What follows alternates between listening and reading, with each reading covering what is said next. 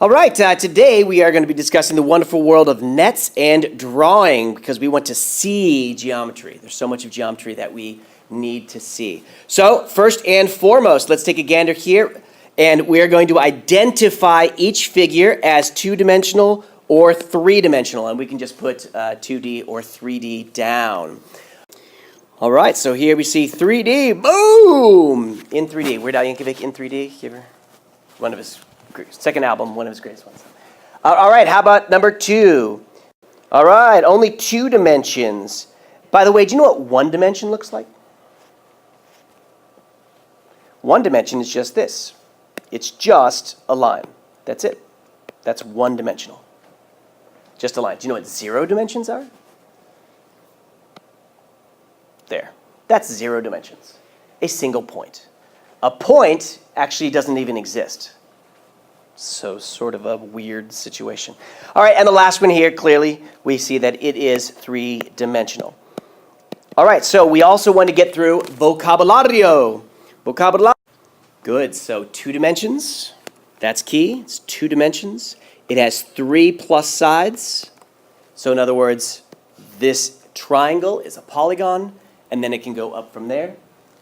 And where each side, that sounds kind of confusing, each side meets exactly 2 other sides. Huh? What the Gehenna does that mean? Well, let's think about it. What if this side here, and this side here, and this side here, and that's it? Is this a polygon? And the answer is, do the sides meet 2 other sides? Well, this one here meets this side and this side. Yay!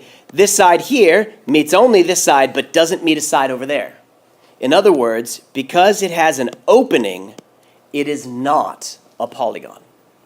So polygons, so what does this part right here mean? That it meets at exactly 2 sides at their endpoint.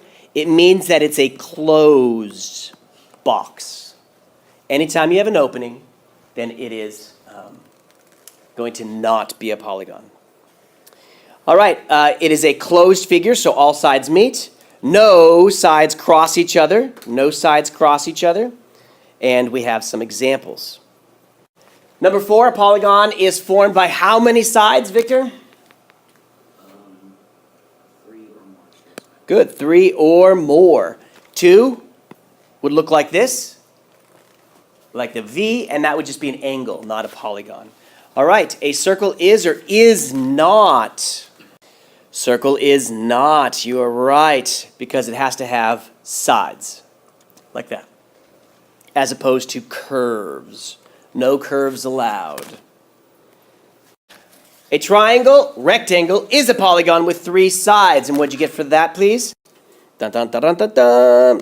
Try not to call your names and record at the same time. So, the sides of a polygon are curved or straight. Everybody? Straight. 2 or 3 sides of a polygon meet at the same point. 2, 3 sides of a polygon meet at the same point. Good. Remember, if it's confusing, draw both situations and see what you get. So let's see what happens when I draw 2 sides meeting at the same point. So here's a point and here's a point. Or a line meeting at those 2 points. Well, how about this? 3 meeting at the same. Is that going to be a polygon? No. I mean, if I finish it up here and finish it up here, clearly this one thing is not a polygon. You could talk about it as more than 1 polygon combined, but as a single unit, it's not a polygon because of that in-between line. So which of these are not polygons? So cross those out. Good. And number 9 is not because of the opening. So therefore not. And another one that is not, please. The key thing about number 10 is that it has a crossing. It has a crossing. So there we go. So this one would not be. This one is. It has a special name if we wanted to talk about it. This right there, because it caves inside itself, that's called concave. But you don't have to know that yet. Now we're going to continue on the second page there. And we're going to discuss 2 different ways of representing, or actually 3 different ways of representing 3-dimensional objects. on two-dimensional space. All right, so this first part here is something called a net. Something called a net. You may have heard of it like a hair net or a net for catching fish, but rather a net takes a three-dimensional object and unfolds it. So, a net is a two-dimensional diagram that you can fold into a three-dimensional figure. Good, so when we take a gander at number 13, it says here, circle the net that you cannot fold into a cube. And what we end up seeing is that this one can't be folded, and the reason for that is this little corner here. Notice that each piece, I can fold this, I can fold this, I can fold this, this, and this, and eventually make a cube out of that. And the same thing applies to the last one over here. I can wrap everything. I can fold this here, here, here, and then these two guys fold up to make a cube.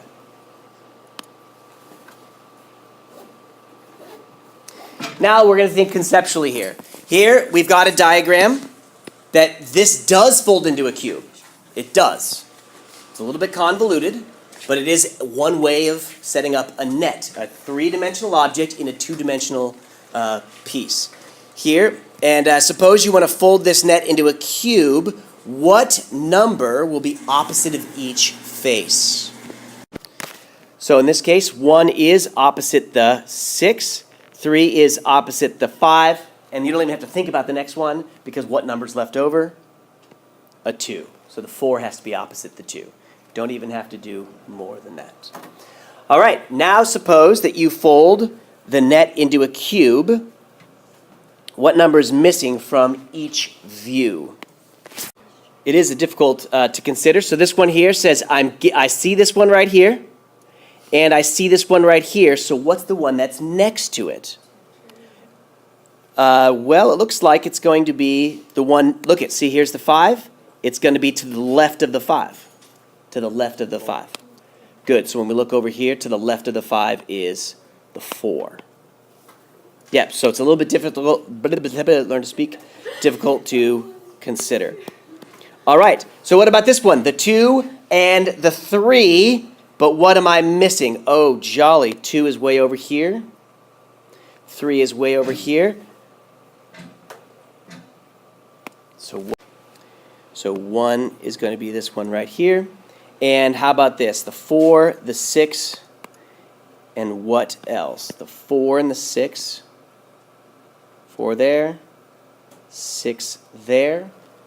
Also notice the orientation of the letters, or the numbers. So notice here that 4 is upright there, but if you rotate it like this, 4, that matches up here. So then what's going to be just to the left there? So if we look over here, what's just to the left of the 4? The 3. So just to the left is the 3. So practice makes permanent. We practice these guys to figure out the process. Remember? All right, so now let's test your mad skills here. All right, the net at the right folds into a cube that is shown. So there's my three-dimensional version. Which letters will be on the top and right side of the cube? The top and the right side of the cube. E is going to put on the top. And what's the question say, right? So it looks like my C is going to be right there. So the top and the right. Cross out, so which letters will be on the top and the right would be the C and the E. Now 4 of the 5 letters will touch some side of face B when the net is folded into a cube. So let's see here. Will not touch. Which one will not touch B? All right, good. So cross out the letter of the side that will not touch. So D is the one that needs to be crossed out. So D is parallel to B, hence never touching B. All right, which side of the cube will that letter be on? So circle. So relative to B, so B is now in the front. So if B is in the front, that means D has to be in the back. So there we go, back. All right, use the net. Which face is to the right of B, and how do you know? Because on the net, it touches it, right? It's right next to it. It touches it. What we call that has a special term in geometry, and we'll get to that later. But when two things are touching, in a sense, adjacent, that means next to. Now, there's more to it than just that, but for now, adjacent is a decent, next to is a decent situation. All right, which faces to the right of B, and how do we know? So that's C, because it touches.